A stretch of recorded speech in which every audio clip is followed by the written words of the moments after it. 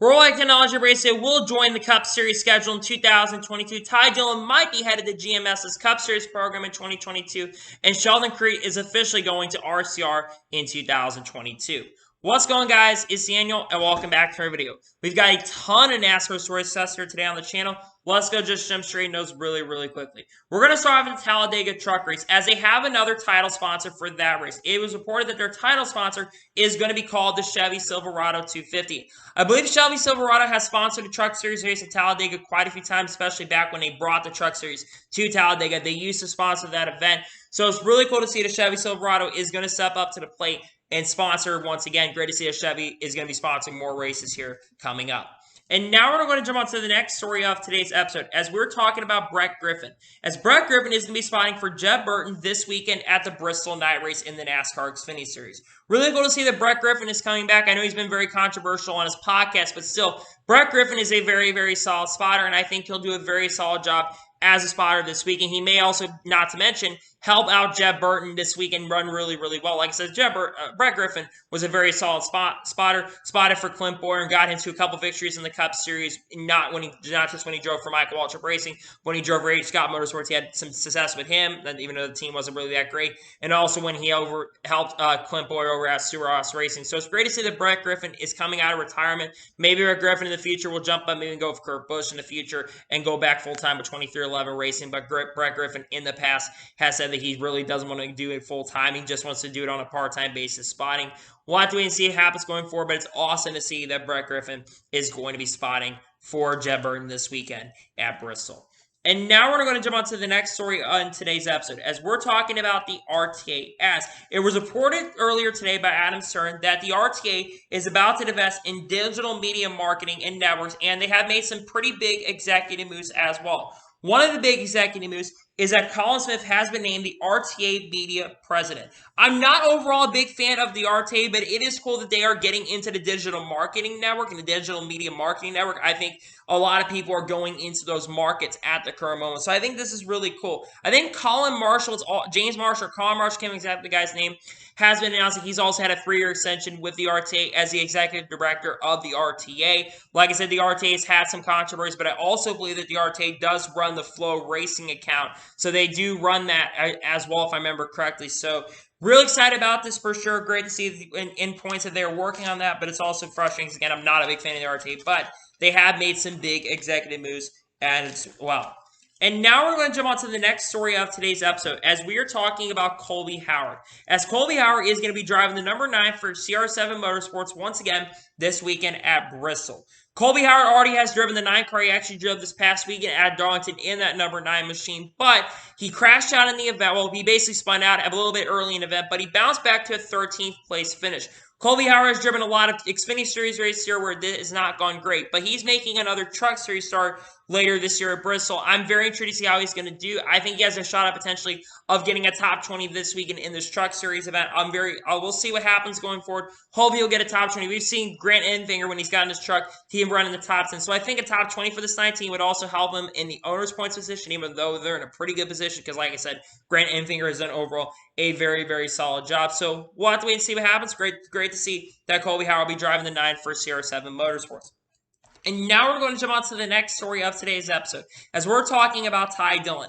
As Dillon will be driving the number 23 for Our Motorsports this weekend at Bristol. Now, for the last couple weeks, Dillon has been driving a 02 truck, but this week, Brad Moffitt is making his return to the 02 car, and Dillon will be jumping into the 23 car. Dillon has had some pretty strong runs in this number 23 car this year. He's had a couple top 10s so far this year, and has been very solid. And he's done, again, of course, GMS is, I think, helping out Our Motorsports. They got some of the equipment from giving some equipment to Our Motorsports, having some help from Chevy as well. So this team has been showing a lot of progress here. I think the goal for Dillon should be a top 10. I think that'd be a really good goal. This team, like I said, this team has been capable of finishing the top 10 in many races this year. So hopefully he does really well, and great to see that Dillon will be driving the 23 for Our Motorsports this weekend at Bristol. And now we're going to jump on to the next story of today's episode, as we're talking about Clay Greenfield. As Clay Greenfield will be driving the number 11 for Spencer Davis Motorsports this weekend at Bristol. This, I believe, is his second start so far this year, and also only his first start outside of the number 68 car since 2018. The 11 team has had a lot of trouble when it comes to funding, and they've withdrawn from a lot of events this year when they've had Spencer Davis in the car, and I think they also have Bubba Wallace, where he ran pretty well at Bristol Dirt. But this is a very good opportunity for Clay Greenfield. Clay Greenfield, I think, actually has a lot of talent. He's just never been able to really show up because, again, the equipment that he has is not really that good. But I think that Clay Greenfield overall does have a shot of being competitive in this event. If he gets a top 20, that'd be really, really good. Hopefully they don't have any issues when it comes to electrical problems or oil pump problems. So like I said, that's been one of the biggest things that's been hindering their organization overall this year. Hopefully he'll do very, very well, and I'm wishing him the best luck this weekend at Bristol. And now we're going to jump on to the next story of today's episode, as we're talking about CJ McLaughlin. As CJ McLaughlin is going to be driving the number 33 for the Rayan brothers this weekend at Bristol. CJ McLaughlin has kind of been hit or miss in his career so far. I think CJ does have a little bit of talent. He's shown it in other series and other forms of racing, but he hasn't really been that impressive in the select starts. That being said, I've seen his 33 truck run decent. Well, I don't think this truck is really that great. So I think overall for CJ McLaughlin, a top 30 run would be really, really impressive for the team and would show he'd be very capable of being really competitive. But I'll tell you, I think he won't finish inside the top 30. I think the goal for them would be a top 35. That'd be really cool. So I think that he will be able to finish in the top 35, and hopefully he'll do really well this weekend here at Bristol. And now we're going to jump on to the next story of today's episode, as we're talking about Carson Ware. As Carson Ware is going to be driving the 17 for SS Greenlight Racing this weekend at Bristol Motor Speedway. Originally, it was announced that J.J. Yellow is going to be driving the 17 car, but things have changed, and Carson Ware is making another start in the 17 car. Now, Carson Ware has been hit or miss so far in his time in the NASCAR Xfinity Series. Again, he had issues this past weekend at Darlington, a couple weeks ago actually, at Darlington in the opening, well, the third to last race for the NASCAR Xfinity Series at Darlington. He kind of struggled in that event, not to mention kind of caused Denny Hamlin to spin out at Darlington and hurt Denny Hamlin overall in the event. I think Carson Ware could be very, very surprising. You never know. Carson Ware could run top 25 and top 30. We've seen the 17 car run pretty well, especially with drivers like J.J. Yeley who've gotten this car. At least in the Xfinity Series, his SLS Greenlight car has been better, especially Joe Graf Jr. has not been really that impressive in his starts this year. But Carson Ware, I think if he can get a top 30, it would be really, really good. But if he can get a top 20, that'd be really, really good. Hopefully Carson Ware will do really well this weekend here at Bristol. And now we're going to jump on to the next story of today's episode, as we're talking about BJ McLeod. As BJ McLeod is going to be driving a 15 for JD Motorsports this weekend at Bristol. Initially on the entry list, it said that Colby Howard was in the 15 car, but remember, Colby Howard, due to funding and issues and stuff, he will not be running that car for a majority of the year. He may run the car on a week-by-week basis at certain points, but he'll probably mostly be running the truck series, probably in that 9 truck. So BJ McLeod will be back in the 15 car. Now, BJ McLeod has driven this 15 car in the past. He has driven for JD Motorsports in the past, and he's had some decent runs overall in his 15 truck. He's ran in 15 car, He's finished in the top 20 or top 25 of points in the 15 car. But let's be for real, JD Motorsports this year has really taken a step back in their performance on the racetrack. So I don't know how he's going to do it. I think if he gets a top 25, that'd be really good. But if he gets a top 20 this weekend, that'd be really, really good. It'd be good for the owner's point position on that 15 as well. It's also BJ McLeod is driving a pretty not a good car. I think these cars are a little bit better than his organization. I don't know how he's going to do, but hopefully BJ McLeod will run really well this weekend here at Bristol. Now we're going to jump on to the next story of today's episode, as we're talking about John Hunter Nemechek and Ty Gibbs. Now, originally, John Hunter Nemechek was supposed to drive the 54 car this weekend at Bristol in the press release. But there have been some changes in regards to the schedule for John Hunter Nemechek and Ty Gibbs. Now, they are going to be the only 2 drivers that are going to run the rest of the season, the last 8 races of the season. So, John Hunter Nemechek is going to be in the 54 car at Talladega, Texas, and Phoenix. Ty Gibbs will run the rest of those races, which is Bristol this weekend, Las Vegas, Charlotte Roval, Kansas, and then we'll compete at Martinsville as well. Now, I'm a little surprised they're moving John Hunter away from Bristol into Talladega.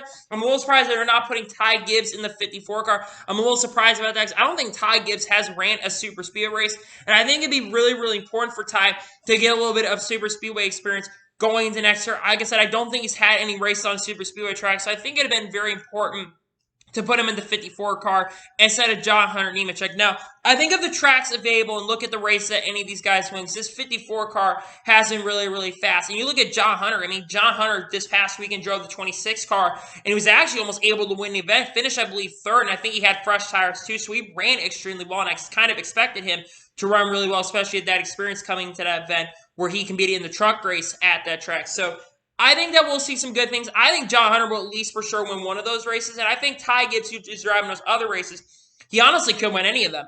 Ty Gibbs is really good at all the tracks coming up. He's good at road course like the Charlotte Roll. He ran pretty good. Don't think he ran Vegas. I would expect him to run pretty well. He's been good on the mile and half tracks this year. And he won a Charlotte earlier this year. And I think he could win Martinsville later this year too. He was pretty fast in Martinsville last time, but got beat by Josh Berry hands up. So really cool to see that schedule. Again, it sucks that John Hunter's not going to run at Bristol, but I think he'll run pretty well in the other race. And I think that we'll see Ty Gibbs run really well in the other events as well. And now we're going to jump on to the next story of today's episode, as we're going to talk about the TV ratings from this past weekend at Richmond. It was reported by frontstretch.com that, according to them, that NBCSN earned a 1.74 million viewers and a 1.07 rating. This, according to them, is up from 2 years ago. They're looking back at 2019. That this is up from a 1.3738 million viewers and a 1.05 rating. I mean, it's not a really, really big increase, but at least a little bit of slight increase. So it's a little bit of a slight victory overall. You also did have some big events going on.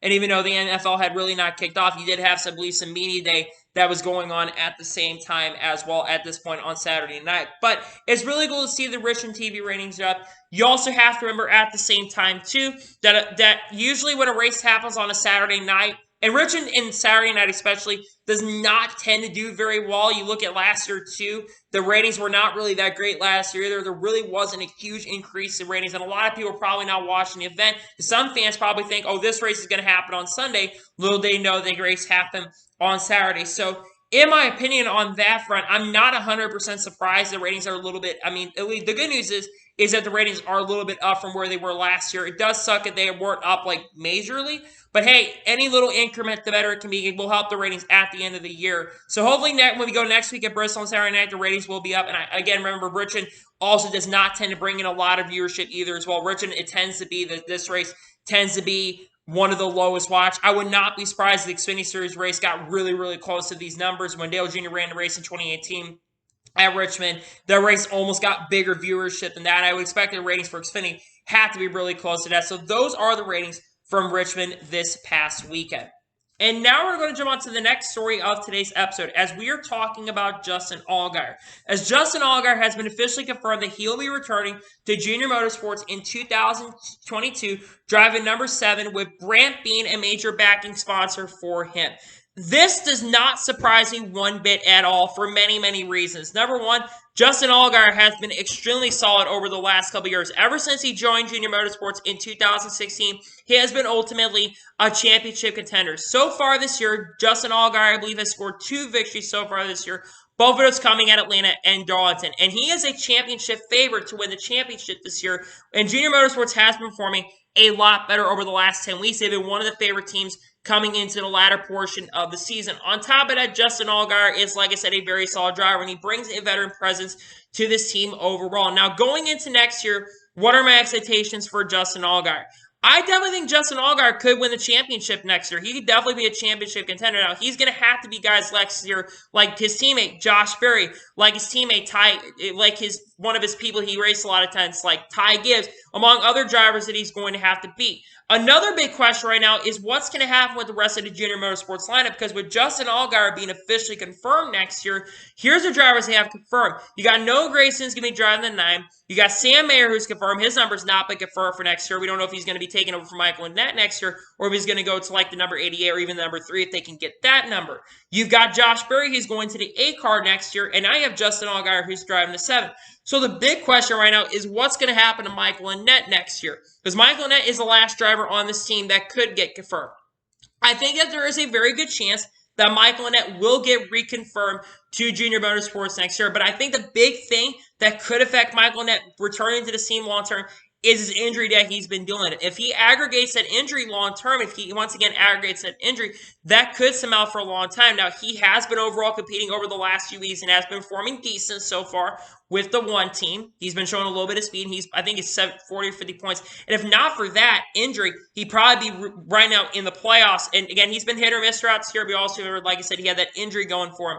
So I do still feel confident, though, that Junior Motorsports will be a 5-car operation next year. I think that they are going to re-sign Michael Annett next year. I don't think Michael Annett is going to be leaving the team. He also does bring that Pilot Flying J sponsorship. So I think what's going to happen is I think that you'll see Michael Annett in the 1, the 7 be Justin Allgaier, the 8 will go to Josh Berry, the 9 for Noah Gragson, and then Sam Mayer will probably end up in like the 88 car going into next year. So I think the Junior Motorsports lineup will be 5 cars, and maybe if Junior Motorsports wants to, they could do 6 cars next year for a one-off with Junior in like the number 3 car, even the number 88 at one time, put Sam Mayer in a different number. So I think if Junior Motorsports will go 5 cars, and you have to also remember that they can run 5 cars next year if they want to.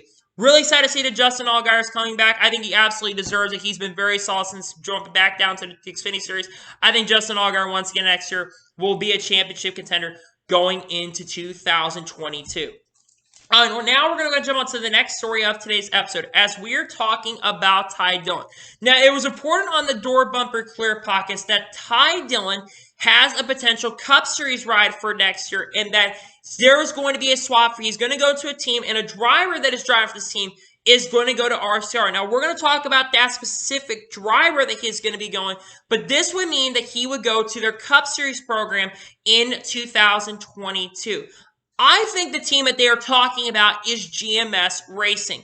Now, GMS Racing back in late June, around the time of the National Weekend, they announced that they would be going up to the Cup Series next year. Now, they did not say how many races that they were going to run next year, but they said that they are going to be jumping up to the Cup Series in a small-time deal next year. And I think there's other big reasons why this backs up. Number one, the driver that just got announced today, which we'll talk about a little bit, drove for this organization.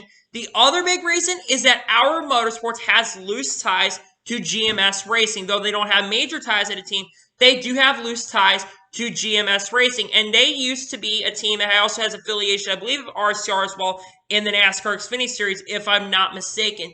But I will say one thing. I don't think Ty Dillon would overall be the best choice to choose for the team if you're going to have someone start up in an organization. I think that there are better drivers on the market. Someone like a Ryan Preece, who has a lot of that veteran experience in the NASCAR Cup Series. You also have drivers like Ryan Newman who are going to be free agents. And I think Ryan Newman, even though I think he's a little bit past his prime, I think Ryan Newman would do a solid job of getting the team started up next year. And maybe even if Brad Moffitt, if they would get their ties back together, maybe they bring him in. I don't think Ty Dillon overall is the best choice, in my opinion, to go to this team. Like I said, I've seen people that have been saying he goes back to the Truck Series program. But I think Ty Dillon's going back to Cup next year. And again, I like Ty Dillon a lot. I think he's a really good dude. I don't think he's the best racer out there. But again, it is starting up fresh. It's starting up scratch. So maybe what they're trying to do is bring someone in that, like I said, has a little bit of Cup experience and has some decent performance with Germain Racing in the past as well. And he's been okay so far this year with Our Motorsports in the NASCAR Xfinity Series. He's been very solid at points in certain other cars as well and was decent, I think, with Gaunt Brothers Racing this year. So we'll have to wait and see what happens, what goes on with Ty Dillon, but he might be headed to the Cup Series with GMS in 2022. And now we're going to jump on to the next major story of today's episode, as we are talking about Sheldon Creed. As Sheldon Creed is officially going to be driving for Childress Racing in 2022 in the NASCAR Xfinity Series. I cannot tell you how excited I am about this. There's been rumors going around for a little bit around the garage for the last couple weeks that he's had a major deal that he has been working on and he is very, very excited about. And a lot of industry insiders have been reporting this too, including people like Toby Chrissy, have been reporting that he is likely to go to Childress Racing in 2022, and it's officially been confirmed. I'll tell you right now, I'm really excited about this for many, many reasons. Number one, I think Sheldon Creed absolutely deserves a NASCAR Xfinity Series ride. You look at his performance in the Truck Series so far over the last couple years. I mean, he won a Truck Championship last year, won 4 or 5 races last year in 2020 with GMS in the number 2 truck. And he also this year, has gotten 3 victories so far, and he's won back-to-back weeks and has opened up the playoffs really, really strong. He could go back-to-back this year in the Truck Series as well, and he's been the standout driver for GMS over the last couple of years as well. And he's been part of that drive for development, that driver's edge program for the last couple of years. And he's shown that he has talent to back it up. And he's also an ARCA champion in 2018. Not to mention, I think that Sheldon Creed could be the next version of Tyler Reddick, a driver that had a lot of talent as well, who drove Virginia Motorsports, who really didn't deserve the championship in 2018, kind of got lucky in certain circumstances, but went over to RCR in 2019 and not only probably had the best car of any of the big three in that organization, but he won the championship in 2019 as well when he won that race at Homestead, so he was able to win that event as well. I look at Sheldon Creed and I see similar qualities and a driver like Sheldon Creed is very, very talented. So what are my expectations going forward for Sheldon Creed in 2022? I think Sheldon Creed, in all seriousness, he could be a contender for the championship next year. I think Sheldon Creed is going to win some Xfinity Series race next year. I think he'll win at least one, maybe even two next year. Yes, you're going to have a little bit of weaker competition in Xfinity with guys like Austin Cindric, Harrison Burton, who are jumping up to the Cup Series full-time, but you're still going to have drivers he's going to be competing against. Guys like Josh Berry, Ty Gibbs, Justin Allgaier, among others.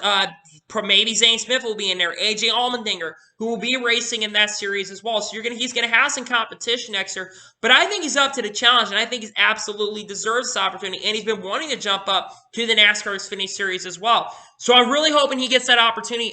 He does deserve this opportunity, and I'm hoping he can contend for a championship next year. My other big question in regards to this is what happens to RCR's Xfinity Series program? Are they going to be a two-car operation next year? Or does this mean that Sheldon is going to go into the two-car next year? And does that mean that Maya Sider is going to go?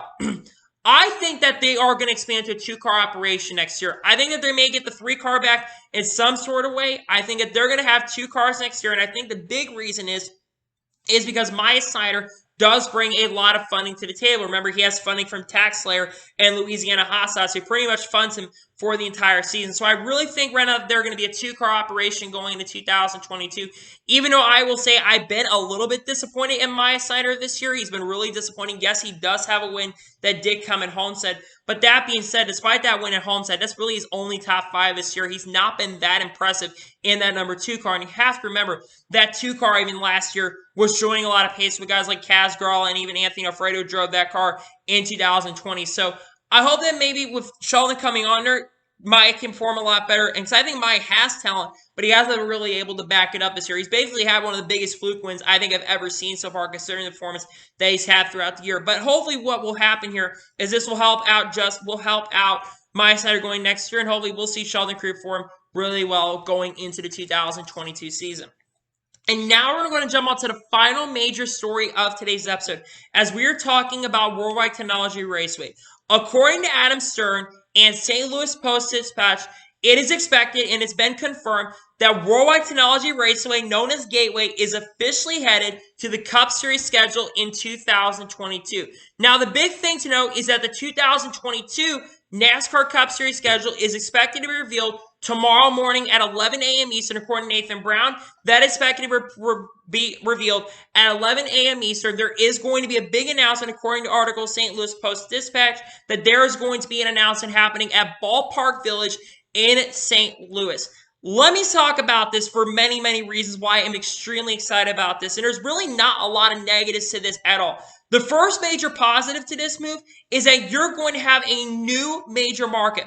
I'm from the St. Louis area, and the market around this area, the promotion this track gets, the Bommarito Group, what they do around this track, they tend to almost sell out IndyCar stands. Now, this year, they did have a little bit less fans at the track this year, but you have a lot of fans that end up going to IndyCar races in the racing area. You look, they have, I can't remember, the Gateway Dirt National take place and at the Edward Jones Dome, and that sells out pretty impressively and tends to bring a lot of fans as well. I don't know if that's going to be happening this year, but you have that going on as well. In the Truck Series, attendance for those events, those tend to be one of the highest of any of the Truck Series races out there on a single season. So it tends to sell out. And I believe that Worldwide Technology holds around 62,500 or 75K.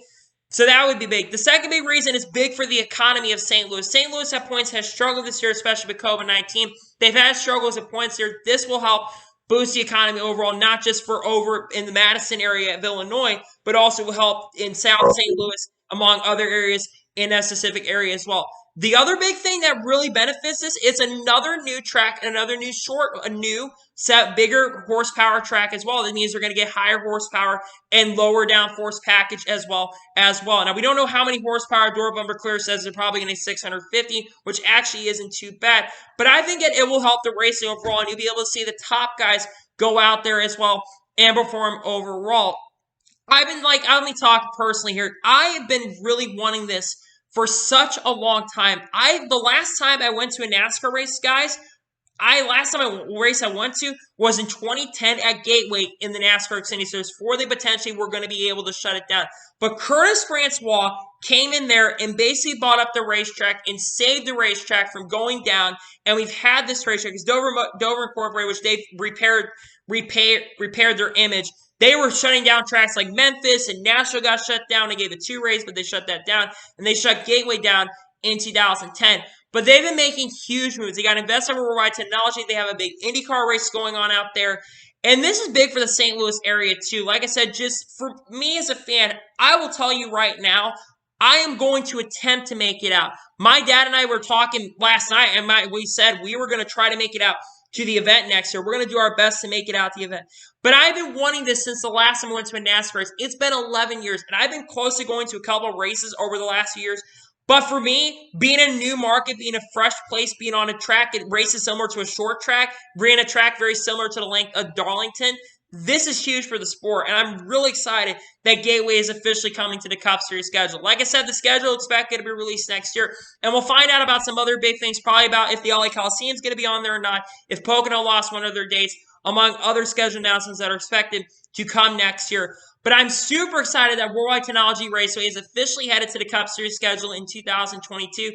I think it's going to be big for the series overall, and I expect the attendance to sell out. My other big question, another big thing I want to talk about real quick, this could also be the new home for the NASCAR IndyCar doubleheader, considering that NASCAR, the Truck Series, and IndyCar already do the big event as well. So you could have this, if you can't do it at the Indianapolis Road Course next year, you could have the Indy NASCAR doubleheader take place at this track. We'll find out tomorrow when the schedule is revealed, but it looks like we're officially getting Worldwide Technology Raceway to the Cup Series schedule, and I'm super pumped and super happy at the same time. So, anyway, that is it for today's NASCAR news video. I want to thank you guys for watching. Please subscribe to the channel, notifications so you're notified when a video does go live on my channel. Follow me Twitter, Facebook, Instagram, and support my page as well. List description below for that, and comment your thoughts on today's video. What are you excited about the 2022 NASCAR Cup Series schedule, and are you excited about Worldwide Technology joining the schedule? Let me know in the comments below. And how well do you think Sheldon Creed is going to perform in 2022? Let me know in the comments below. Anyway, like I said, I want to thank you guys for watching today's video, and I'll see you guys next time for some more great and awesome NASCAR content on the channel like this. Take care, everybody.